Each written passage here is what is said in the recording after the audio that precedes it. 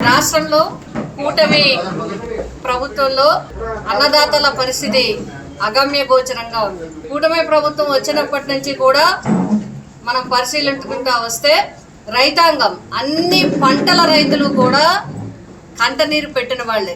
మద్దతు ధర లేక, మార్కెట్ సౌకర్యం లేక, కొనేవారు లేక, కొద్దిగా కొన్నా కూడా వాటికి డబ్బులు ఇవ్వక అన్ని రకాల పంటల రైతులు మిర్చి దగ్గర నుంచి, పొగాకు దగ్గర నుంచి, వేరుశనగ దగ్గర నుంచి, వరి దగ్గర నుంచి అన్ని రకాలకి ఇబ్బంది పడ్డారు. పిఠాపురం నియోజకవర్గంలో కూడా చూసాము. పండించిన రైతుకి ధాన్యాన్ని చేలల్లోనే ఉండి పట్టుకెళ్ళిపోయే పరిస్థితులు. రైతు భరోసా కేంద్రాల ద్వారా వైఎస్ఆర్ ప్రభుత్వంలో జగన్మోహన్ రెడ్డి గారి ఆధ్వర్యంలో గోను సంచులు కూడా సప్లై చేసి టీంని అందరినీ వేసి లోకల్ వాళ్ళతో కోఆర్డినేట్ చేసి కోయడమే, మిషనరీతో కోసినా, మనుషులు కోసినా, కూలీలు కోసినా ఎవరికైనా కూడా ఇబ్బంది లేకుండా ఎక్కడికక్కడ ధాన్యం వెళ్లే పరిస్థితి.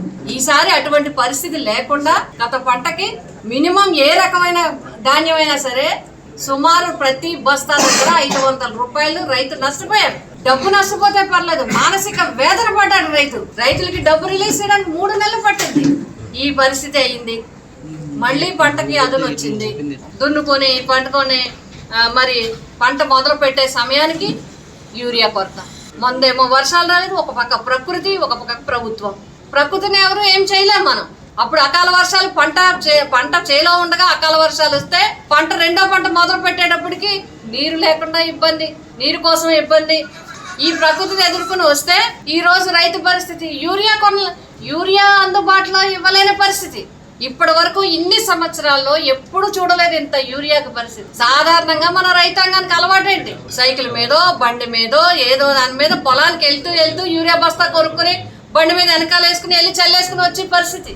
అంత సులువుగా వ్యవసాయం చేసుకునే పద్ధతి నుంచి ఇవాళ యూరియా కోసం పనులు మానుకొని సొసైటీల దగ్గర నిలబడే పరిస్థితి.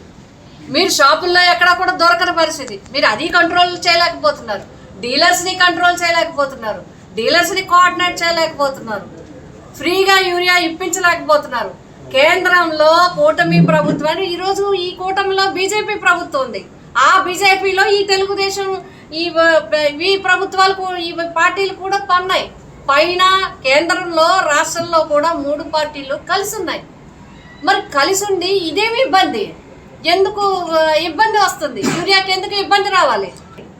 అధికారులు ఏం చేస్తారు? కేవలం అధికారులని మధ్యలో పెడుతున్నారు. ఇవాళ అధికారులు బలి చేస్తున్నారు, రైతుల్ని బలి చేస్తున్నారు. అధికారులు రైతులకి మొహాలు చూపించలేకపోతున్నారు. యూరియా కొంత ఎందుకు వచ్చింది? దీంట్లో పెద్ద కుట్ర కూడా ఉంది. అసలు లెక్కలు తేలాలి. కేంద్రం నుంచి మీకు డిమాండ్ ఇచ్చిందెంత, వచ్చిందెంత? సబ్సిడీల కోసం మీకు డిమాండ్ కూడా తగ్గించి చూపించవచ్చు. సబ్సిడీ డబ్బు రూపంలో వస్తుందని, రాష్ట్రానికి డబ్బు ఉపయోగపడుతుందనా, ఇవన్నీ కూడా తేలాల్సిన అవసరం ఉంది. ఎందుకంటే అన్నదాత రైతు. ఈరోజు మన అన్నం నోట్లోకి వెళ్తుందంటే రైతుని జాగ్రత్తగా చూడాల్సిన పరిస్థితి. ఒక పక్క యూరియా లేదు, రెండోది ఇన్సూరెన్స్. ఇప్పటి వరకు జగన్ గారి ప్రభుత్వంలో ఇన్సూరెన్స్ ప్రభుత్వమే కట్టింది. ఇవాళ మీరు ఎకరానికి ఇన్సూరెన్స్ మీరు రైతులు కట్టుకోమంటున్నారు. మీరు నీరు ఇవ్వరు, ఎరువు ఇవ్వరు, మద్దతు ధర ఇవ్వరు, కొనుగోలు కేంద్రాలు పెట్టరు, కానీ ఇన్సూరెన్స్ నువ్వు కట్టుకోమంటారు. వాళ్ళు ఇన్సూరెన్స్ కట్టుకుంటే డబ్బులు ఏమైనా పోతే వీళ్ళు తెచ్చిస్తారట. చెక్కులు మాత్రం మేము ఇస్తాం ఇన్సూరెన్స్, మీరు మాత్రం కట్టుకోండి అనే పరిస్థితి. పైగా ఇప్పుడు ఇన్ని ఇబ్బందుల్లో ఉంటే పన్ను కట్టు, సెస్ కట్టు అని చెప్పి వాటి మీద ఒత్తిడి తీసుకొస్తున్నారు. లేకపోతే ఇంతకింత ట్యాక్స్ కింద వేస్తాం, ఇంతకింత వడ్డీ వేసి వసూలు చేస్తాం. ఇదేనా రైతు ప్రభుత్వం? పేర్లు మార్చితే అయిపోతుంది. అన్నదాత సుఖీభావ అంటే రైతు భరోసా, జగన్మోహన్ రెడ్డి గారు భరోసా ఇచ్చారు రైతులకి, రాజశేఖర రెడ్డి గారు భరోసా ఇచ్చారు రైతులకి. మీరు అన్నదాత సుఖీభావ పెట్టి అన్నదాతను అష్ట కష్టాలు పాలు చేస్తున్నారు.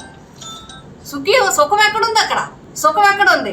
2 సంవత్సరానికి 20,000 చొప్పున 40,000 రూపాయలు ఇస్తామని చెప్పి రైతుకి నమ్మబలికారు, వాగ్దానం చేశారు, బాండ్లు ఇచ్చారు. మీరు ఇవాళ 7,000 ఇచ్చి సుఖంగా ఉండమంటున్నారా? అంటే 33,000 మీ దగ్గర పెట్టుకుంటారా? రైతు సుఖంగా ఉండాలా? ఎరువులు ఇవ్వరా? సుఖంగా ఉండాలా?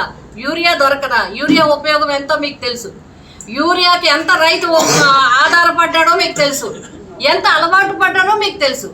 ప్రతి స్టేజ్లోనూ ఒక పంట విత్తనం వేసిన దగ్గర నుంచి పంట నారుమడి మొదల దగ్గర నుంచి పంట కోసే వరకు కూడా యూరియా ఉపయోగం ఏంటో మీకు తెలుసు. పైగా ఇవాళ రైతులకి ఏంటి, ఏ రైతు వేరుశనగ రైతులు తగ్గించేయండి, వరి తగ్గించేయండి, సెరికల్చర్ తగ్గించేయండి, రైతుల్ని పంటలు పండించండి అని ధైర్యంగా చెప్పిన ప్రభుత్వాలు చూసాం. కానీ ఈ పంట పండుతుందా, దీనికి రేటు కదా తగ్గించేసి ఇంకో పంట వేసుకోండి అని చెప్తారా?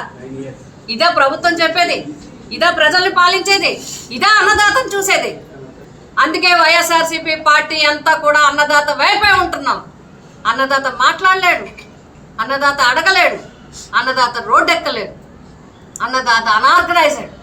అందుకే వైఎస్ఆర్సీపీ కూడా ఉంటుంది, భరోసాగా ఉంటుంది, వెన్నంటి ఉంటుంది రైతుకి. రైతే దేశానికి వెన్నెముక అయితే వైఎస్ఆర్సీపీ రైతుకి వెన్నంటి ఉంటుందని చెప్పి మేము పిఠాపురం నియోజకవర్గం వైఎస్ఆర్సీపీ పార్టీ తరఫున మేమందరం బలంగా చెప్తున్నాం. మీరు మామూలుగానే చేయలేకపోతున్నారు.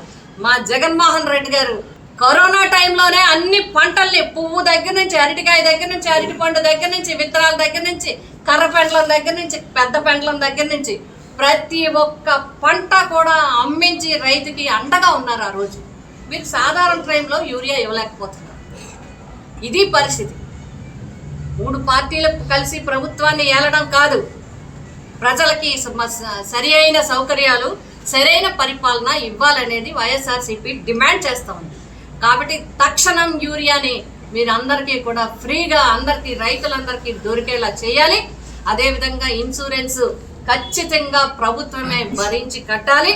సెస్లని మీరు కలెక్షన్ అనేది రైతు పంట పండిన తర్వాత కట్టే విధంగా వాళ్ళకి వెసులుబాటు కలిగించాలి. అదేవిధంగా మొన్న అకాలంగా వచ్చిన వర్షాల వల్ల, వరదల వల్ల నష్టపోయిన వారు ఉంటే వారందరికీ కూడా తక్షణం వారికి ఇన్పుట్ సబ్సిడీ కింద అందరికీ ఇవ్వాల్సిన అవసరం ఉంది.